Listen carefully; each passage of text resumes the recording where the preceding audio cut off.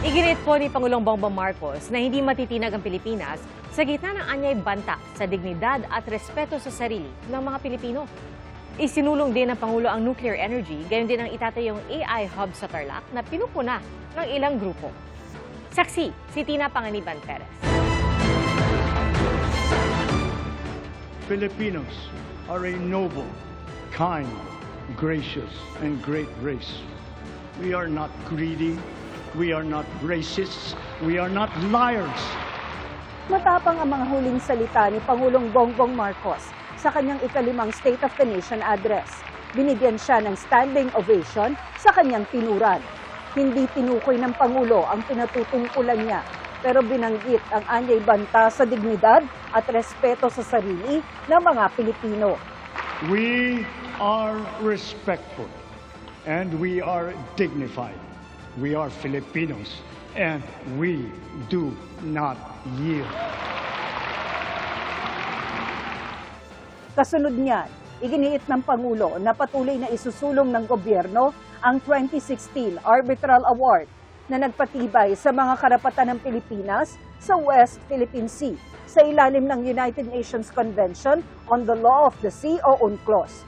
Patuloy anyang gagamitin ang anumang mapayapa at legal na paraan laban sa mga magtatangkang sirain ang tagumpay na ito. We give honor to our armed forces, the Coast Guard, even our fisherfolk, who all continue to patrol and ply our seas in the face of great risk. To them, we owe collective gratitude and appreciation, for it is they who give life to the letter and spirit of the Arbitral Award.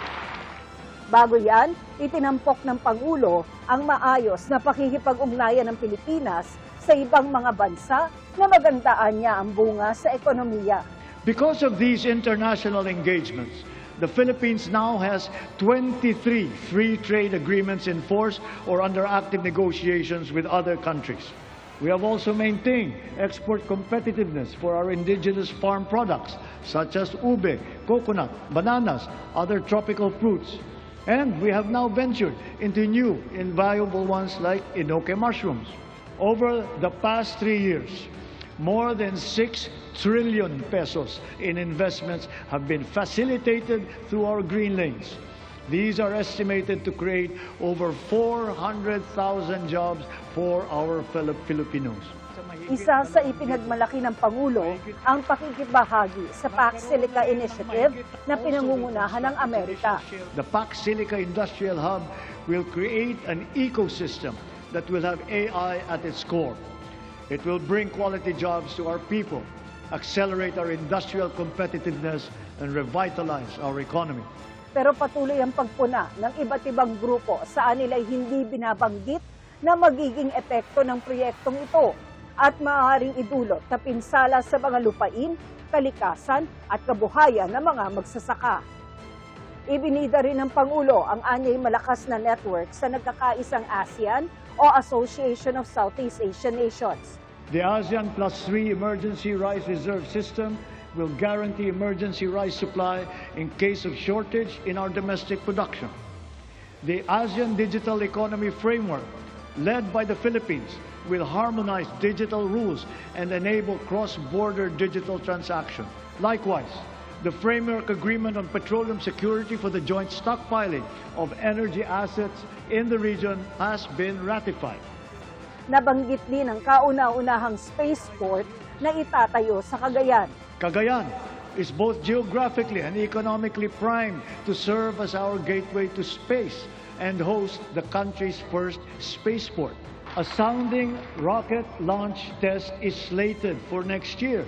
This we will do in partnership with a South Korean aerospace company.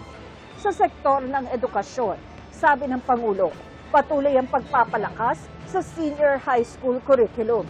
Patunay anya ang tumataas na kalidad ng kolehiyo sa bansa. Ngayon, 140 kolehiyo na ang pumasok na sa World University Rankings. Lagpas kalahati sa kanila ay state at local universities and colleges kung saan libre ang matrikula para mahikayat ang kabataan na magtapos ng kolehiyo. Ang tanggapan ng Pangulo ay naglaan ng 100,000 piso para sa 5 estudyante sa bawat barangay sa buong bansa. Sila ngayon ang ating presidential scholar. Sa mga mas batang mag-aaral, mabisang suporta, sabi ng Pangulo, ang nagpapatuloy na school-based feeding program. Sa programang ito, mapapakain natin ang mahigit 4.5 milyong kinder at grade 1 at mga mag-aaral na grade 2 at pataas na mga lubos na nangangailangan ng nutrisyon. Higit pa sa maayos na edukasyon na nawagan ng Pangulo sa pagpapaigting ng proteksyon sa mga bata. We must protect them from the harmful influences and forces that exploit their vulnerability. The corrosive influence of fake news, the unfettered exposure to pornography, even to minors, the constant depiction of casual violence, and the toxicity and hate culture pervasive in social media. These pernicious influences lead to issues of their mental health, rise in teenage pregnancies, and HIV/AIDS cases, and other extremely harmful consequences. Nagpaabot ng pakikiramay ang Pangulo sa mga magulang at kaanak ng mga mag-aaral na nasawi sa karahasan. Kabilang dito ang mga biktima ng pamamaril sa isang high school sa Tacloban City. To the parents of Chris Lawrence Fabian, Joyancy Separa, and Ayesa Nicole Dazo, we are all so very proud of the unflinching bravery and heroic virtue that you have instilled in your children. They are an inspiration to us all. Their courage and their selflessness, true Filipino qualities, are the virtues that these trying times call for. Binigyang diin ng Pangulo na ang pagtutulungan ng pamahalaan, law enforcement, komunidad at Department of Education para sa seguridad ng mga paaralan. Siniguro ng DepEd na nakahanda, gumagana at alam ng lahat ang mga mekanismo at proseso sa pag-ulat, sa pagtugon sa mga insidente ng bullying, pati na sa mga iba't ibang emergency. Sa tulong ng unang batch ng 10,000 school counselor associates na ipapasok natin sa mga pampublikong paaralan, ang mga anak natin ay meron ng malalapitan para sa angkop na payo sa anumang mabigat na pinagdadaanan sa kanilang isipan. Pinuri ng Pangulo ang kadakilaan ng mga guro at ibinida ang binuksang mahigit 30,000 posisyon para sa kanila.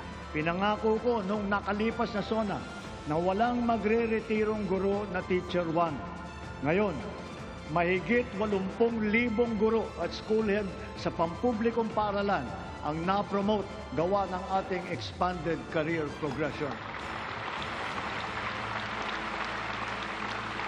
To dramatically increase the traditional annual production output of DepEd, we have activated force multipliers in addressing classroom storage, tapping the DPWH, PAGCOR, and the LGUs as additional production arms. Ipinunto rin ang mga hakbang para palakasin ang supply ng kuryente sa bansa, gaya ng mga hydrogen power plant at pagsusulong ng nuclear energy.